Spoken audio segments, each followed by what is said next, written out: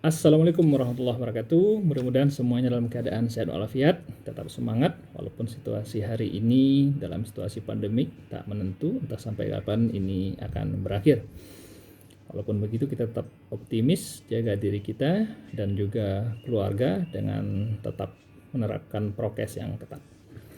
Teman-teman sekalian, baru-baru ini viral video dari Ibu Megawati Soekarno Putri, Ketua Umum Partai Demokrasi Indonesia Perjuangan, yang mengucapkan selamat ulang tahun kepada PKC, Partai Komunis Cina. Video ini viral dan kemudian mendapatkan berbagai macam tanggapan dari seluruh lapisan masyarakat, yang tentunya masyarakat shock dengan video tersebut.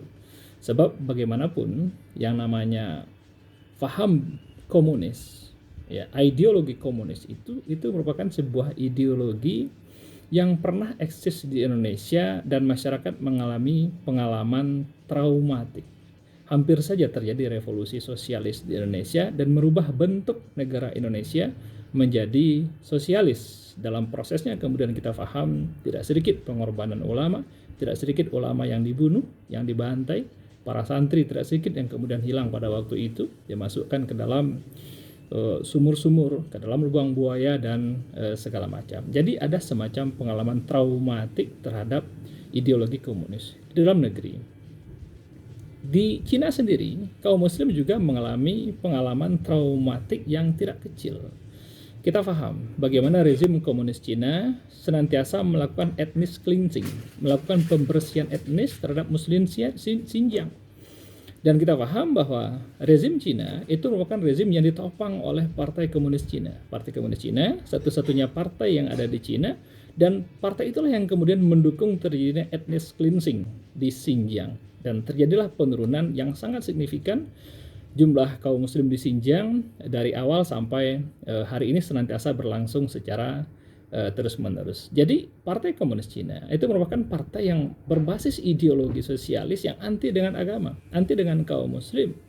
Tentunya jika Ibu Megawati Soekarno Putri sebagai seorang muslimah yang baik, tentunya tidak akan mau mengucapkan selamat kepada Partai Komunis Cina yang nyata-nyata sudah memusuhi agamanya sendiri. Kemudian kalau kita melihat dari sisi regulasi di Indonesia, dari sisi peraturan perundang-undangan, kita paham bahwa di Indonesia sudah ada TAP MPR nomor 25 tahun 1965 yang menyatakan bahwa dilarang upaya-upaya menyebarkan ideologi komunis, Marxisme, dan Leninisme di Indonesia. Jadi upaya-upaya untuk mendekatkan, termasuk juga mengucapkan selamat kepada Partai Komunis Cina, itu sebetulnya ada bertentangan dengan TAP MPR. Karena itu secara konstitusional itu tidak boleh menyebarkan, tidak boleh upaya untuk menghidupkan ideologi komunis itu lagi di bumi pertiwi ini. Itu yang sangat kita sayangkan dari aspek regulasi dan juga dari sisi keimanan kita sebagai seorang muslim.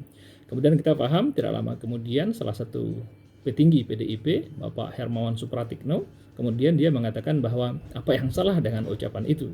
Jelas ucapan itu merupakan sebuah ucapan yang keliru sebagaimana yang barusan kami sampaikan argumentasinya.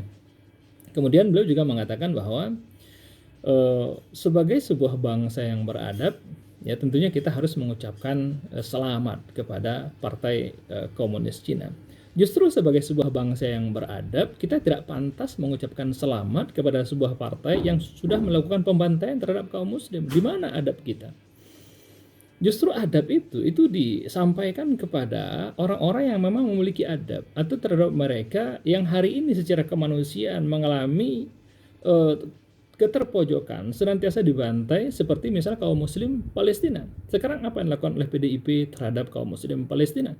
Bukankah Palestina itu mengalami proses pembantaian hingga hari ini? Yang kadang sayangnya justru ketika kaum muslim yang lain berempati, bersimpati terhadap kaum muslim di Palestina, justru nada-nada yang keluar dari orang-orang PDIP seperti nada-nada sinis. Dan sebaliknya, terhadap Partai Komunis Cina yang nyata-nyata sudah melakukan tindakan-tindakan pembantaian terhadap kaum muslim justru kemudian berusaha untuk mendekatkan. Oleh karena itu para sahabat peradaban muda sekalian, disinilah pentingnya kita memiliki semacam standar, memiliki semacam tolok ukur ketika menilai sesuatu.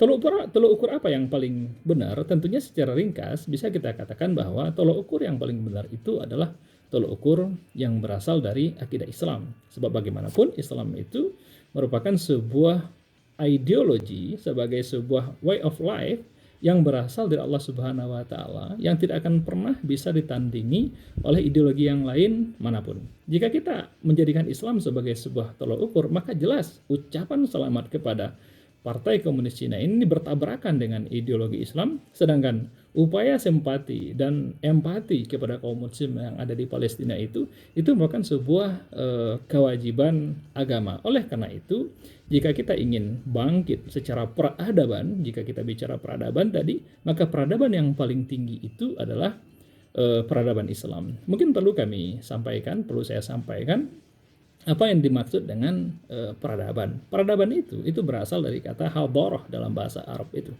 Hadarah itu berarti sekumpulan sistem, sekumpulan tata nilai yang bersifat khas yang lahir dari satu ideologi tertentu. Itu hadarah. Jadi sekumpulan tata nilai tentang kehidupan yang berhubungan dengan ekonomi, sosial, politik, dan segala macam. Adapun jika yang berkaitan dengan kemajuan benda-benda, kemajuan sains dan teknologi, itu bukan hadarah, tapi itu disebut dengan madaniyah. Itu madaniyah. Nah, jika yang dimaksud kita harus maju dalam hal aspek madaniyah, maka yang harus diambil dari berbagai macam negara yang sudah maju secara teknologi, Amerika, Cina, dan juga negara-negara barat itu, yang harus kita impor itu adalah madaniyahnya, bukan hadarahnya, bukan peradaban mereka. Sebab kita memiliki peradaban yang jauh lebih tinggi. Terkait dengan sains dan teknologi, boleh, tidak ada masalah kita mempelajari. Silakan pakar, menjadi orang yang pakar di bidang sains, teknologi, di bidang kedokteran, di bidang ilmu industri 4.0 misalnya, terkait dengan industri, konstruksi, bangunan, dan segala macam. Maka justru kita ditekankan untuk melakukan adaptasi terhadap berbagai macam madaniyah, aspek madaniyah, bukan kita mengimpor peradaban dari apalagi dari ideologi Partai Komunis Cina ini. Mudah-mudahan bermanfaat. Assalamualaikum warahmatullahi wabarakatuh.